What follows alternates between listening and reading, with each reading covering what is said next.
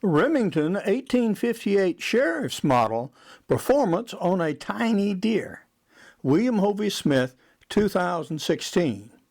I'm the author of Extreme Muzzleloading, and I carry this little pistol as a backup pistol when I go hunting, and am sometimes asked, why don't you just hunt with that gun? Well, the fact is that I never thought that it had enough power to really be an efficient killer on big game at normal ranges. Well, we had a chance actually to try it out on a tiny deer.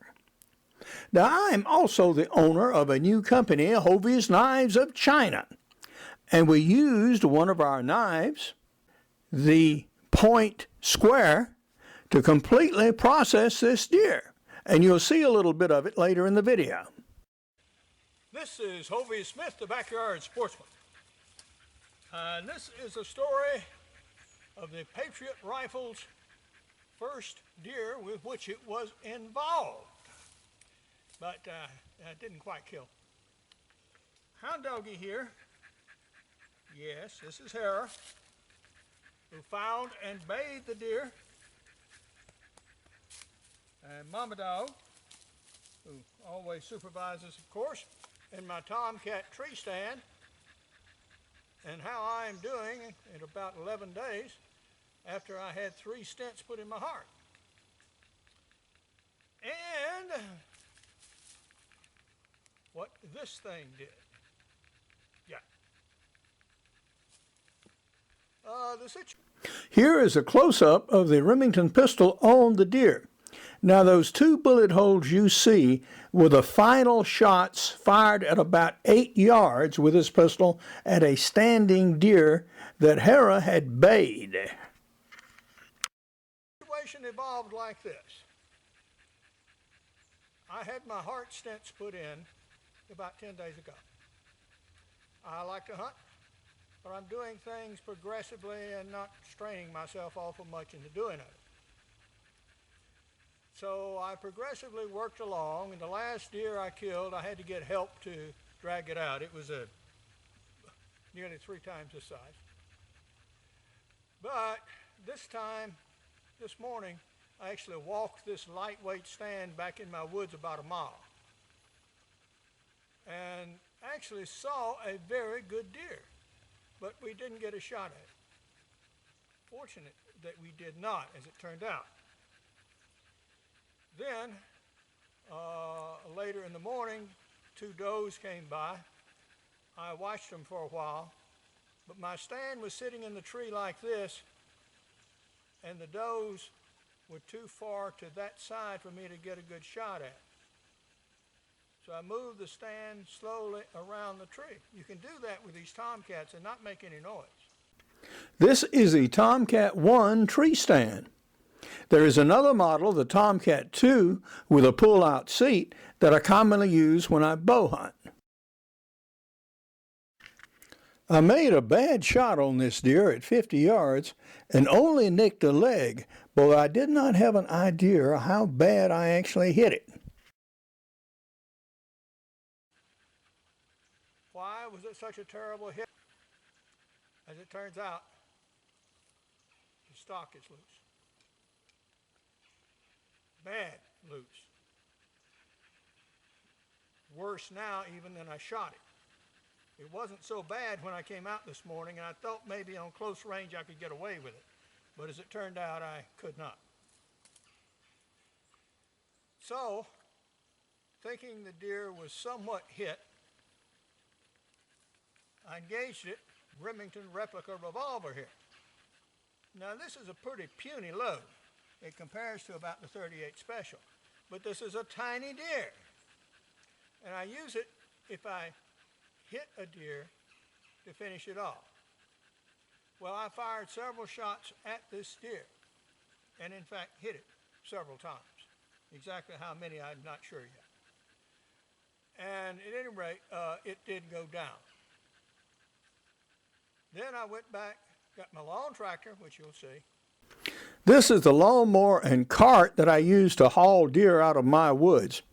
With this little cart, I don't have to lift as high as I would if I were loading it in the back of my truck, for example.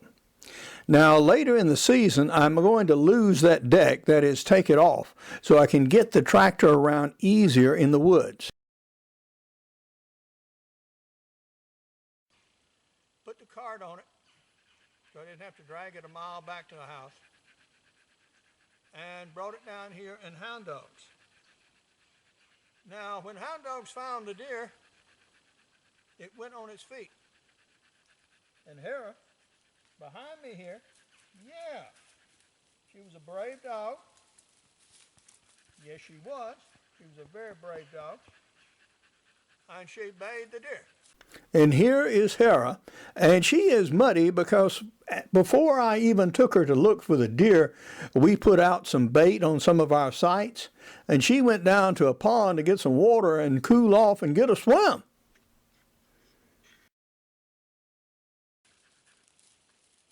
And I put another round in it and brought it down and finished it. So for a smallish deer, this has, not counting the headshot, 1, 2, 3, 4 hits that I can see.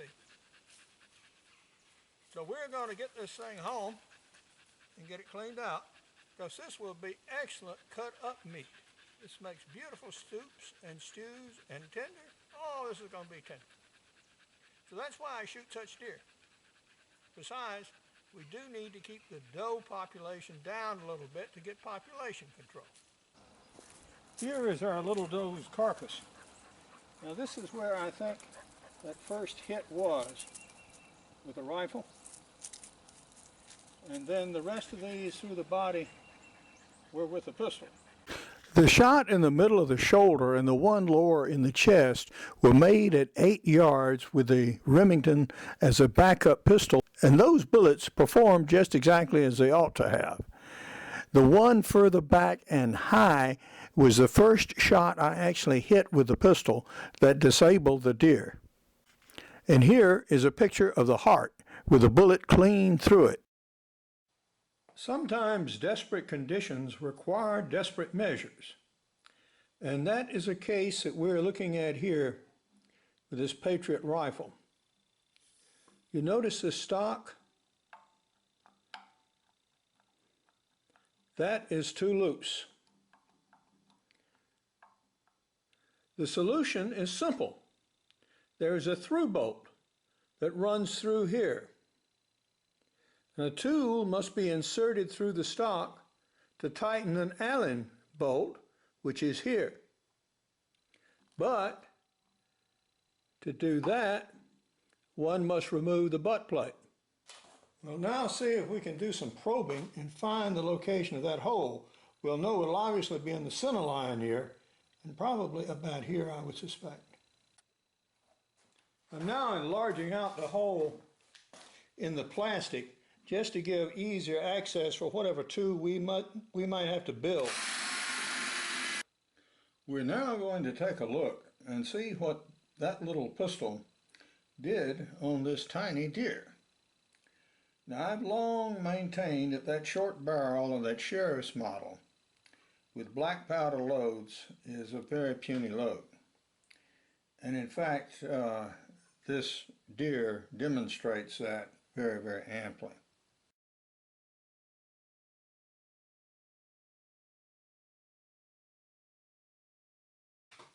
Now, this leg received multiple hits, at least 2. It looks like this one might have been an entrance and exit hole right here. And there was one bullet caught underneath the hide, and I'm not sure which one it was, so I don't know. You can see a discoloration here. This is actually blood caught in between the muscle masses, so you'll see that as we cut into it.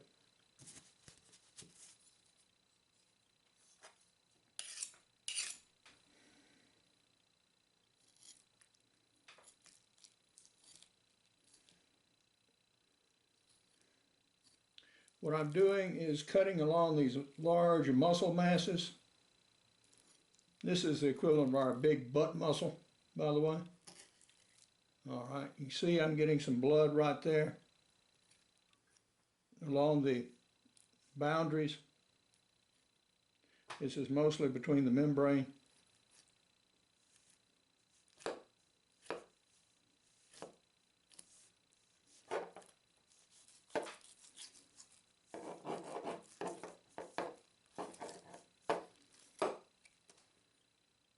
Okay.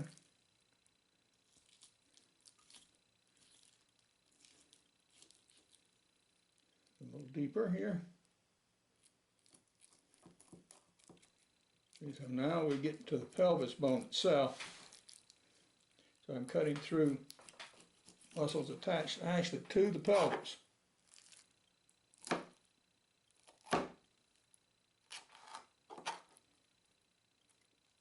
Okay, nice blood clot.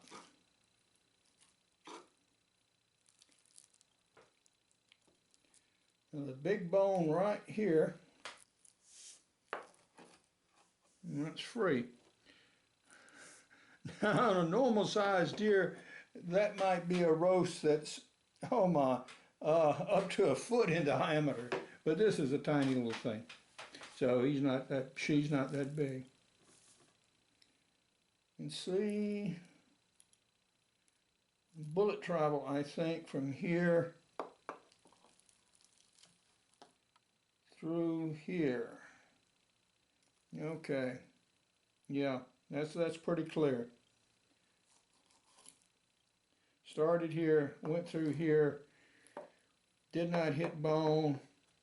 That penetrated straight line approximately 4 inches, I would say. And there was a large clot of blood on the other side here, as one might suspect.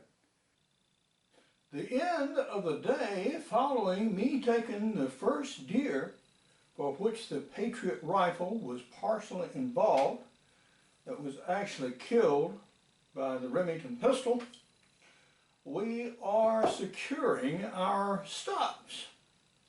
In short, we have recleaned the pistol, we have recleaned the rifle.